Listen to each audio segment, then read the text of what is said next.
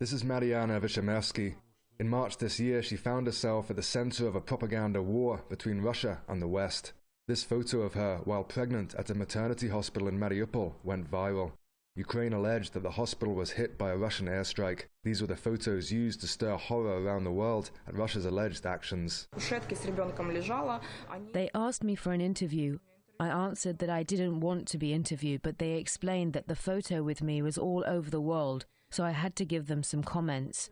But as I got to know later, they published only 30 seconds of that interview. They left only the piece where I was saying that there was an explosion and the windows fell out.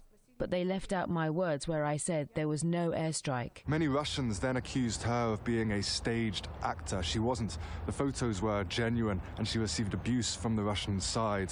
But she is more critical of the journalists who she said misrepresented her. And to me, she voiced no criticism of the Russian army, instead only criticizing Ukraine. Marianna is from Makiivka in Donbass.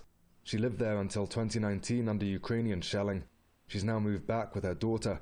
She is a Russian citizen. There are hardly any people left here waiting for Ukraine to return. There might have been more before, but as the civil population has been under constant shelling and been terrorized for almost 9 years, my personal opinion is, if they consider these territories to be theirs, they can gather their army and try to conquer them. If they can't, well, so be it. Under shelling, there have been hardly any military objects hit. Instead, civilian infrastructure damaged, schools and kindergartens. Marianna's story is reminiscent of the famous picture of Omran during the conflict in Syria. His photo was used to stir outrage in the West against the Syrian government.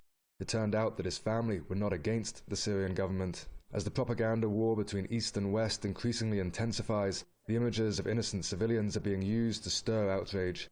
Pictures, as they say, speak 1,000 words.